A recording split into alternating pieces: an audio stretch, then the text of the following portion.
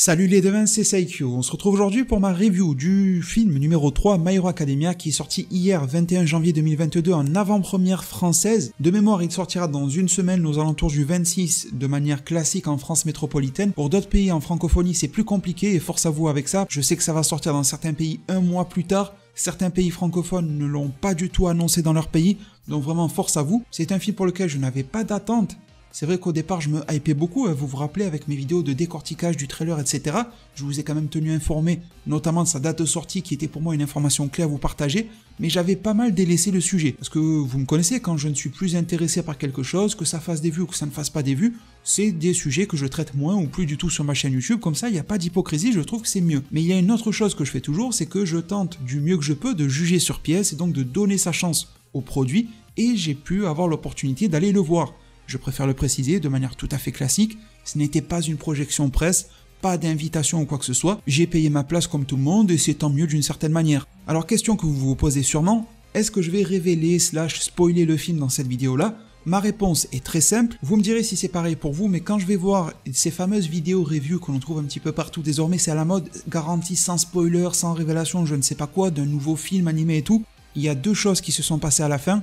Première chose, je me suis fait chier, et deuxième chose, je n'ai rien appris du début à la fin de la vidéo.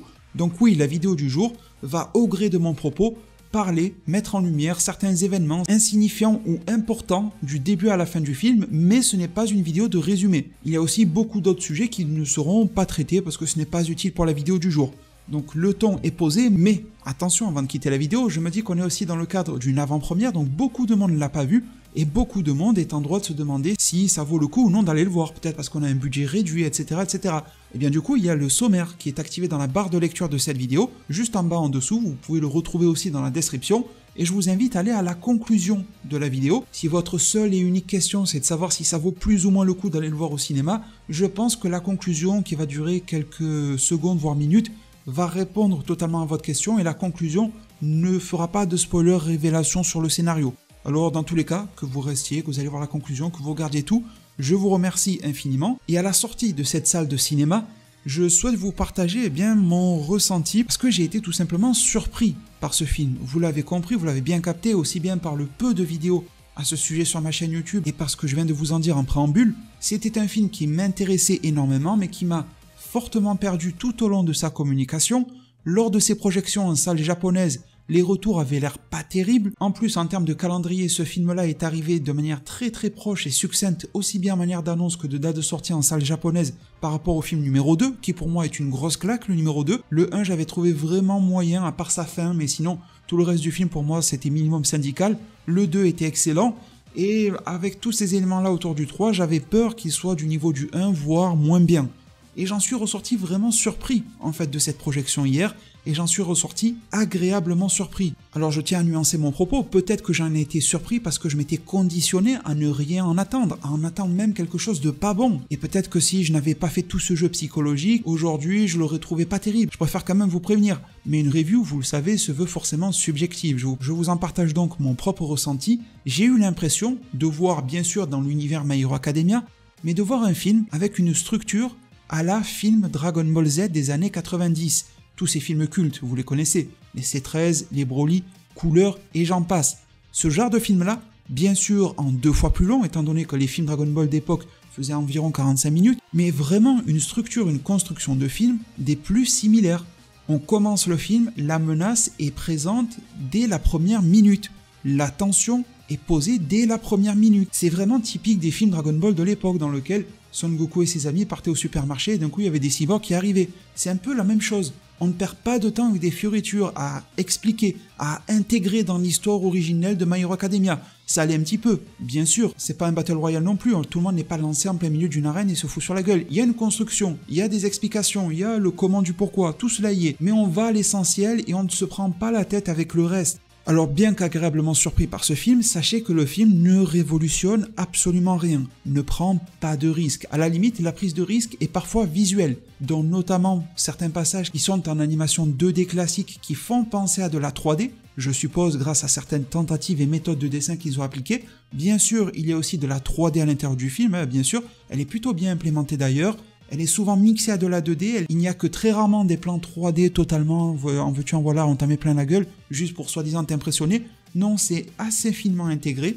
Et l'animation, notamment dans sa partie 2D, dans la partie combat, action, il y en a beaucoup dans ce film. C'est une de ses composantes majeures même, elle est juste royale. L'animation, vraiment, c'est un pur régal. C'est Sakuga sur Sakuga, comme pouvait l'être par exemple un Dragon Ball Super Broly. Mais quand je dis que ce film ne prend pas de risque, c'est-à-dire que sur le scénario, ne vous attendez pas à être bouleversé, à avoir une motivation de la part des ennemis qui va vous surprendre. Et d'ailleurs, les trailers et les posts officiels nous avaient prévenus à propos de ça. La fameuse organisation Humarise, qui veut faire une espèce de génocide de tous les êtres possédant un alter, soit 80% de la population, une sorte de secte vénérant l'humanité et qui est partisane de la théorie de l'apocalypse des alters, ce genre de conneries comme ça. Donc c'est très basique au final, ce genre de propos. L'ennemi final et principal est visuellement peut-être moins classe et moins impressionnant que celui du film numéro 2, en tout cas il explose ceux du film numéro 1, là l'espèce de monstre géant, ça c'était dégueulasse. Mais par contre au niveau de ses motivations et de sa psychologie, il est beaucoup plus intéressant que dans les précédents films. Il permet de se questionner soi-même, de se remettre en question, on a le message qui lui est apporté par Izuku qui vient nous frapper directement. Au-delà d'être en conflit avec les alters, avec les super-héros, au-delà d'être en conflit avec les héros du film, donc le trio Izuku, Bakugo, Shoto, ce méchant est en conflit avec lui-même. Et c'est pour cela que ça devient très intéressant, parce que nous-mêmes, dans nos propres vies, selon les phases et les étapes que l'on doit passer, on peut se retrouver plus ou moins fortement en conflit avec nous-mêmes. Et Izuku et d'autres éléments vont être la clé, le dénouement à cela, et peuvent nous donner certains horizons plus lumineux. Ce fameux message que l'on retrouve dans les shonen, et en particulier Shonen Neketsu, et qui est très appréciable dans celui-ci. Donc on se retrouve ici, à ma grande surprise, avec un film numéro 3, qui est, à mon sens, amplement meilleur que le premier, et par rapport au deuxième, je vous avoue que je me questionne, je dirais qu'on est quand même un tout petit peu en dessous que le deuxième, même si sur certains aspects, le World Heroes Mission fait mieux que le 2. Mais je pense que si je devais faire un top de cette trilogie de films My Hero Academia, ça serait malgré tout le 2 en première place, le 3 pas très loin en deuxième, et dernier du podium, le premier. Pourquoi est-ce que je mettrais le 2 malgré tout ? Parce que le 2 est arrivé dans une période où il pouvait innover sur certains aspects. Avec le fameux double One for All 100%, Bakugo et Deku, c'était un élément bien sûr innovant en soi, c'était un élément de tension vu que le One for All était en train de quitter Izuku, etc. On se posait beaucoup de questions par rapport à ça, et puis c'est vrai qu'on l'a reçu assez tardivement dans nos contrées, le deuxième film, donc le One for All 100% contre Overall était connu. Mais lorsqu'il est sorti dans les salles japonaises, c'était une autre limonade. On découvrait ce genre de pouvoir dans ce film-là. Donc il avait vraiment une force de frappe supplémentaire. Tandis que dans le film numéro 3, il n'y a rien qui va venir innover. Je vous l'ai dit, sur le plan scénaristique, ça ne bouge pas trop de ce que l'on connaît déjà. Certes, la psychologie du méchant final est intéressante, mais ne bouscule pas non plus ce que l'on connaît. Et au niveau de l'action, des pouvoirs, des transformations, de l'évolution en tant que super-héros, il n'y a pas grand-chose de nouveau non plus. Ça va être une très bonne soupe, mais avec des éléments, donc des ingrédients que l'on connaît déjà, mais qui sont de qualité. La question que l'on peut se poser pour l'avenir, et la crainte, c'est attention, on peut se lasser même de la meilleure des soupes, si on ne la resserre à chaque repas. Donc attention, ça a fonctionné ici, ce n'est pas gage de succès pour le 4e, le 5e et le 6e. Parmi les nouveautés, il y avait quand même quelque chose de très intéressant qui a été apporté par ce film-là. On va avoir Izuku qui va manier une espèce de lasso noirâtre et qui va s'en servir en fait pour naviguer dans la ville comme s'il était Spider-Man, en train de se balancer entre les buildings de New York, etc. Il va y avoir une scène vraiment très similaire, sachant qu'à la fin du dernier chapitre du manga My Hero Academia actuellement, il y a aussi une Spidey pose, je sais pas si vous l'avez remarqué, je pense que ça vous a sauté aux yeux, mais sait-on jamais. Elle n'est pas d'Izuku, je ne dirai pas de qui pour ne pas spoiler le manga, mais il y en a une. Donc ce genre de rapprochement, ce genre de clin d'œil sont intéressants, c'est nouveau, c'est pas révolutionnaire non plus. En tout cas, loin des grosses patates que le film numéro 2 pouvait envoyer. À ce stade de ma review, on s'est clairement entendu sur le fait que le film était visuellement généreux et absolument pas paresseux. C'est même là où les points majeurs d'innovation se font sur les techniques d'animation et j'ai vraiment apprécié. Le scénario est plutôt en retrait, étant donné qu'on reprend une structure de film Dragon Ball Z, et même si ces films sont emblématiques, les couleurs, les slugs, les Bojack, ce qui a fait la force de ces films-là, ce n'est pas réellement la puissance et l'écriture qu'il y a derrière, c'est le charisme qu'il dégage, l'ambiance qu'il y avait dans ces films, la symbolique, ce que dégageaient les personnages, aussi bien les héros que les méchants, et toute l'iconisation que l'on pouvait retrouver dans les films Dragon Ball Z. C'était ça qui en faisait les points d'orgue, et également la tension. Quand on prend un film notamment celui sur Slug, dès le début avec l'espèce d'astéroïde qui n'est autre que son vaisseau, la tension commence à être posée, il arrive un personnage présenté non pas comme un Namek mais un super Namek, tout le monde se fait exploser dans tous les sens, Goku se fait pourchasser comme s'il était la souris et Slug était le chat, Même sa tentative de Super Saiyan, aussi classe soit-elle, n'aura pas pu vaincre ce fameux Slug pour qu'il y ait la coopération avec Piccolo. Et en fait, ce genre de structure-là, on peut le retrouver dans pas mal de films Dragon Ball Z, et c'est ça qui marchait fort. En changeant bien sûr quelques petits atouts par-ci par-là, avec du Gogeta par-ci, avec du Tapion par-là, mais grosso modo, c'était ça au final qui nous plaisait dans ces films, et c'est ce qu'on en a retenu aujourd'hui. Et en fait, c'est ce que tente de faire ce film My Hero Academia. Un film qui pose, mais très lourdement, avec des appuis solides, l'attention dès le début du film. D'ailleurs, le fameux premier trailer qui nous présentait l'organisation Umarize que j'avais décortiqué sur ma chaîne YouTube, eh bien je pense que 70 à 80% des plans du trailer sont issus des 5 premières minutes du film. C'est pour vous dire à quel point le film est généreux par rapport à la promotion qu'on en a eue. Ce film-là n'a pas été divulgué au cours de sa promotion et c'était une très bonne chose pour moi. Et d'ailleurs, en parlant de ce trailer, il y a aussi un élément qui m'a fait comprendre, mais directement, que je serais surpris par ce film-là et que c'était volontaire de nous prendre à revers d'une certaine manière, c'est les fameux costumes. Vous avez vu à quel point ils ont misé sur le marketing par rapport à ces nouveaux costumes plutôt noirâtres avec ces contrastes de couleurs, etc. un petit peu presque cyberpunk, en tout cas néon, aux couleurs de ces fameux 3 mousquetaires tels qu'ils les appelaient dans la promo du film. Alors j'ai pas retrouvé la thématique du mousquetaire dans le film, je vous le dis direct, mais il y a quelque chose d'autre que vous ne retrouverez pas très longtemps, c'est ces costumes-là. Vous allez les voir dès le début du film et directement après ça va changer. Ça va être de nouveaux autres chara-design, autres costumes pour par exemple passer incognito lorsque certains personnages vont être recherchés et tout ça, mais ces costumes noirâtres seront là uniquement pour la mission d'ouverture du film. Et même à la fin, ils ne les remettront pas. Ils reprendront leurs costumes originaux en fait, qu'ils ont déjà dans l'œuvre pour marquer le fait qu'on va passer définitivement à la conclusion et surtout aux choses sérieuses. J'ai été à la fois frustré de ne pas voir ces nouveaux chara-design être appliqués par exemple tout le long du film, ce que je les trouve extrêmement classe, mais en même temps j'ai pas pu m'empêcher de sourire en me disant « Ah, je vois ce que vous voulez faire de nous, je vois vers où vous nous emmenez », et j'ai eu l'impression d'avoir été intelligemment mené en bateau, et non pas d'avoir été trahi. C'est une sorte d'ascenseur émotionnel, frustration et réjouissement que j'aurais du mal à vous décrire par rapport à ces fameux costumes, étant donné qu'ils ont été importants pour nous vendre le film, mais que j'ai réceptionné agréablement au final, ou en tout cas du moins je l'ai compris. Autre point positif aussi, les relations entre les personnages sont efficaces. Alors attention, parce qu'il va y avoir aussi des sacrifices qui vont être faits. Si vous voulez voir du Aizawa, du Endeavor, du Hawks qui sont développés, passez votre chemin. Ce n'est pas du tout dans ce film-là que cela sera fait. Ils y sont, bien sûr, on les voit, mais ils ont un tout petit rôle anecdotique malgré leur importance dans l'œuvre. On met l'accent sur le trio, Izuku, Bakugo, Shoto, ça marche extrêmement bien, je l'accueille très bien étant donné que dans l'anime et le manga, tous les autres personnages principaux, secondaires, tertiaires sont développés. Donc focaliser sur un trio le temps d'un film, je trouve que c'est plus que ok, ça passe bien, mais là où les relations entre les personnages sont efficaces, c'est par rapport notamment aux nouvelles rencontres qu'ils vont faire. Vous savez, les films My Hero Academia, ils aiment bien, depuis le premier, apporter de nouveaux personnages. Souvent d'ailleurs c'est des petits jeunes, et ça ne va pas déroger à la règle ici avec le personnage de Roddy, ses frères, sœurs, et le petit oiseau Pino qui sont importants, surtout Roddy et Pino pour l'histoire, et ils vont vraiment prendre le temps de développer quelque chose, aussi bien par rapport au background de ce nouveau personnage, la relation qu'il va tisser avec Izuku, la finalité, son évolution et ce qu'il va devenir. Et la relation entre les personnages est vraiment poussée, étant donné que du lien va être plus ou moins tissé entre les héros et les ennemis auxquels ils font face. Le film numéro 2 excellait sur ces combats, on est bien d'accord, et on a tous été marqués par le combat final, mais j'avais aussi émis dans ma review quelques points noirs, et vous me direz si vous étiez d'accord ou pas, comme notamment le fait que Shoto, son combat, était vraiment gâché, aussi bien par le chara-design de l'adversaire auquel il faisait face, que par la manière de le résoudre, le combat, le manque d'épicness, le manque de temps qui lui a été accordé.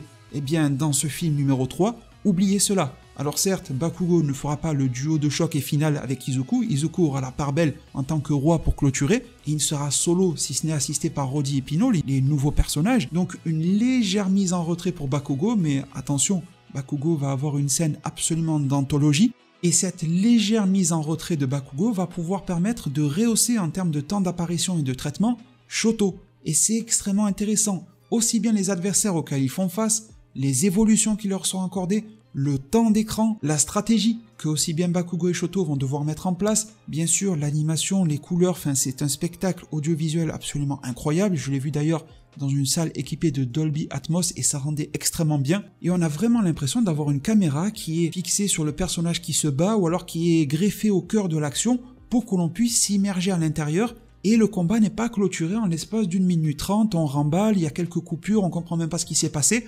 Non, on comprend très bien, on est à l'intérieur et on vit les combats, on les vit vraiment. Et j'ai trouvé que c'était un parti qui a été pris, qui est très intéressant. Je ne veux pas revoir ça sur toute l'œuvre My Hero Academia. J'aime comment elle est développée aussi bien dans l'anime que le manga. L'équilibre est bien meilleur, mais durant le temps de ce film, c'était vraiment kiffant. Je vous le dis, c'était vraiment kiffant. Et d'ailleurs, à propos de Shoto et de Bakugo, fait très intéressant, je trouve, et vous me direz si vous l'avez vu ou si vous irez le voir, que le film fait en sorte de rapprocher énormément ces deux personnages, à la fois de Endeavor pour Shoto et de All Might pour Bakugo. Et au final, ce sont des rapprochements que l'on a déjà dans les œuvres originales animé manga, surtout pour Shoto, mais en fait de manière implicite, et j'en ai jamais parlé je crois dans mes reviews de l'anime, mais j'ai toujours senti que même si Izuku est directement lié, voire même soudé à All Might, il y en a un qui tend à se rapprocher de lui en prenant un chemin détourné mais avec une philosophie de fond similaire, c'est Bakugo. Et ça, l'emphase va y être mise, étant donné que Bakugo, à la fin de ce combat, aura un gros parallèle en termes de posture avec la fin du combat All Might contre All for One, tandis que Shoto, lui, aura un parallèle quand même, je trouve, assez notable, un peu plus implicite que celui de Bakugo, mais malgré tout, ça m'a sauté aux yeux, par rapport à la scène du fameux Prominence Burn de Endeavor. Et d'un autre aspect, je vous ai dit, il taille dans beaucoup de personnages, important, Endeavor, All Might, franchement je les ai trouvés plutôt bof dans ce film-là, toujours content de les voir, mais à quoi servait-il? Pas grand-chose. Le fameux Grand 3 de Yue, je ne sais pas ce qu'ils deviennent dans le manga ceux-là, mais dans le film ils ne servent à rien. Donc les autres héros sont pas mal mis en retrait, si ce n'est à un certain moment où le message qu'ils vont véhiculer auprès d'Izuku, le message de détermination qu'ils vont lui envoyer va être important, mais ça va être le collectif qui va être important, et pas des focus sur tel ou tel héros qui va pouvoir briller, si ce n'est le trio dont je vous ai parlé longuement. Au sujet des points noirs, ou un peu moins bons en tout cas de ce film-là, attendez-vous également à une absence totale par exemple de la Ligue des super vilains, étant donné qu'on met l'emphase bien sur ce fameux Umarise, mais aussi il faut que je sois honnête avec vous, ce film n'est pas juste un florilège de tension, d'action et de relations entre les personnages finement tissés.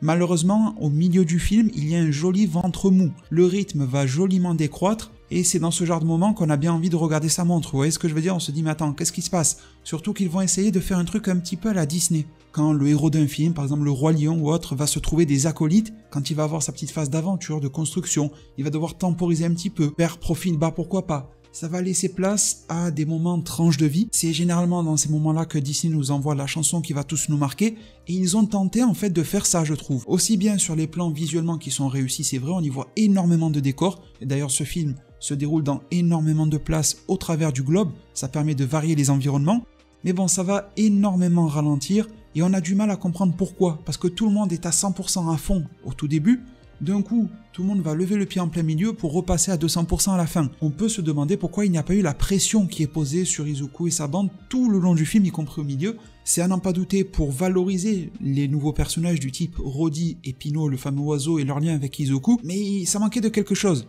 Surtout que le thème musical qui est balancé à ce moment-là, en plus il est chanté par une voix masculine, ne passe à mon sens absolument pas. Je trouve que la voix du chanteur est totalement en décalage, elle est désagréable par rapport à ce qu'il se passe. Je pense qu'une ballade plus calme, par une voix soit masculine un petit peu plus douce ou une voix féminine apaisante aurait été bien plus marquant durant ce passage-là, bien plus enivrante en tout cas, alors que pourtant je ne sais pas si c'est le même chanteur, mais j'ai trouvé l'ending du film, qui lui aussi chantait, vraiment de très très bonne facture, et ça passait extrêmement bien. L'opening de mémoire n'est pas chanté, il est correct, il n'est pas non plus magistral, mais ça passe, mais vraiment cette chanson en plein milieu du film, qui est là en guise de moment Disney, hein. Vous allez voir, si vous êtes fan, si vous avez vu tous les anciens Disney en 2D et tout ça, même les récents, dans les Pinocchio, Roi Lion, Aladdin, Merlin, dans Robin des Bois, voilà, ce genre d'ambiance-là qui tente à être posée, c'est pas mal d'avoir essayé, mais la réalisation manque quand même de finition, et de meilleurs choix auraient pu être faits à mon sens pour poser un meilleur cadre, surtout que là on parcourt divers environnements, vraiment on aurait pu être porté visuellement, et je trouve que visuellement ils ont fait le taf, mais mélodiquement et scénaristiquement peut-être aussi ça manquait de quelque chose durant cette période-là qui arrive en plein milieu du film. C'est dommage, elle méritait à être valorisée parce que c'est le seul moment où il n'y a pas beaucoup d'action, et vous savez que j'aime bien tout ce qui est tranche de vie et tout ça, mais la petite étincelle qui fait tout manquait. Je me pose aussi certaines questions, il y en a une qui est drôle, c'est par rapport à l'oiseau Pino. Si vous avez vu le film, et je vous ai prévenu en début de vidéo que je pourrais spoiler dans ces vidéos, et là est un moment spoiler, eh bien, Pino est donc la représentation via l'alter de Rodi de ses émotions, de ses pensées réelles. En gros, Rodi ne peut pas mentir étant donné que son oiseau dit la vérité et il montre la vérité à sa place. Du coup je me suis demandé si Pinot était une sorte d'hommage à Pinocchio. Pinocchio, c'est le personnage qui va mentir mais qui au fil de ses actions et de quelques magies qui vont lui être faites, sera amené à ne plus mentir. Pinocchio, les deux entités tournent autour de la thématique du mensonge et de la vérité. Pourquoi pas? Mais je me suis aussi posé d'autres questions, comme le traitement par exemple du personnage féminin de Béros. Elle est extrêmement classe, son chara-design est plus que cool, ses actions, ses capacités au combat, elle transforme sa main en espèce d'arc et elle tire des flèches, elle peut utiliser aussi les pouvoirs de ses compagnons comme un mec qui est capable de créer des boules métalliques et de les faire grossir au dernier moment pour les tirer comme si c'était des flèches et le truc vient s'écraser sur toi. Les flèches pourchassent son ennemi, donc Izuku ici, à toute vitesse, ça donne des scènes absolument incroyables. Lorsqu'elle percute, il y a vraiment quelque chose qui se passe visuellement et également au niveau du son, ça fonctionne bien. Alors pourquoi ne pas avoir utilisé ce personnage? Là franchement j'ai pas compris parce qu'elle a à 3 ou 4 reprises, je crois 3 reprises, elle tente de pourchasser Izuku et au final si j'ai bien capté la scène, elle va juste finir sacrifiée en explosant au sein d'un hélicoptère. Alors si vous avez vu le film, vous me direz parce que j'ai vu aussi quelqu'un sauter en parachute de cet hélico, cet avion. Est-ce que c'était elle? Est-ce que c'était le pilote? J'en sais rien. J'ai eu l'impression qu'elle s'est suicidée ou sacrifiée. Elle méritait vraiment à être traitée, à avoir une phase où elle prenait peut-être même le dessus sur Izuku, puis ensuite elle se faisait taper par quelqu'un d'autre, j'en sais rien. Et pourquoi avoir créé un personnage qui attise autant notre curiosité pour le terminer ainsi? Je m'en pose fortement la question et malheureusement le film ne m'en a pas apporté la réponse.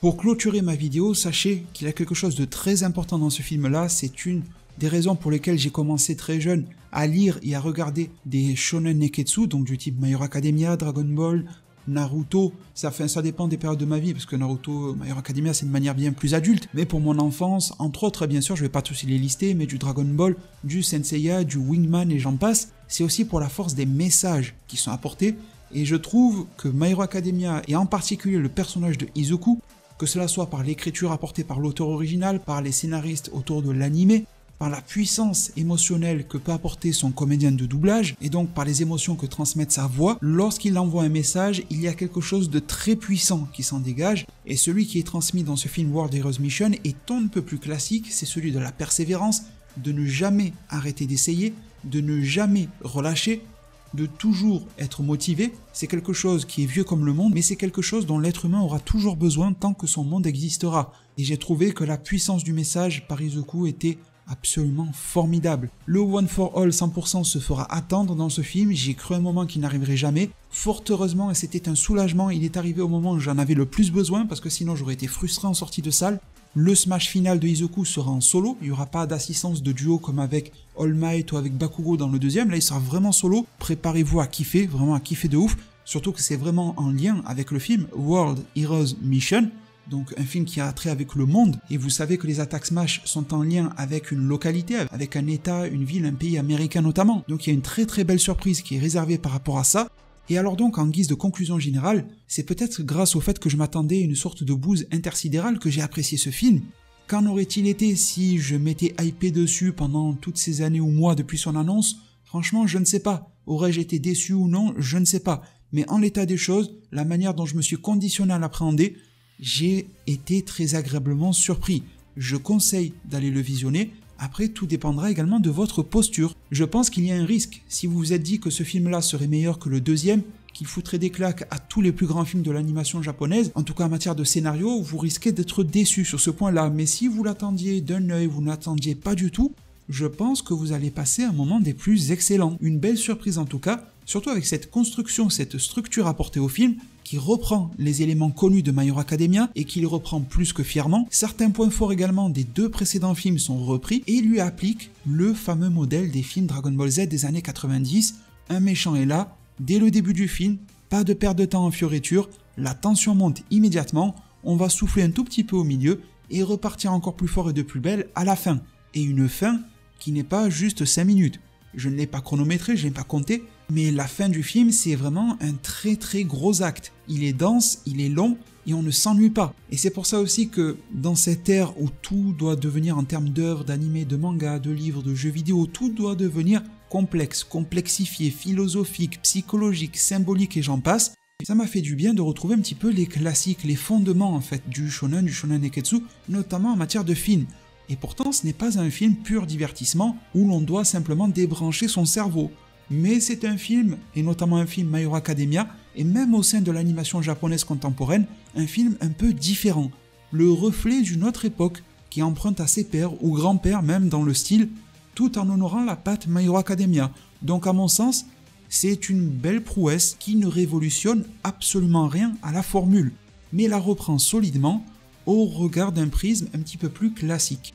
Mes très chers devins, j'espère que cette vidéo aura su vous informer, vous divertir, vous faire passer un bon moment, vous aider à vous décider, à aller voir ou non ce film au cinéma. Dites-le moi en zone commentaire, allez-vous lui donner sa chance, peut-être l'avez-vous déjà fait lors de l'avant-première. Si c'est le cas, partagez-vous les points positifs et négatifs que j'ai pu soulever, partagez-vous les agréables surprises que j'ai vécues. Est-ce que vous dénotez également les points noirs que j'ai pu soulever dans la vidéo? Eh bien je serai là pour tous vous lire sans exception dans la zone commentaire ci-dessous, pour vous répondre un maximum qu'il m'est possible. Merci vraiment du fond du cœur, n'hésitez pas à mettre un maximum de pouces bleus, à vous abonner, à activer la cloche des notifications. Prenez tous alors extrêmement bien soin de votre futur, et à plus pour de prochains arts divinatoires.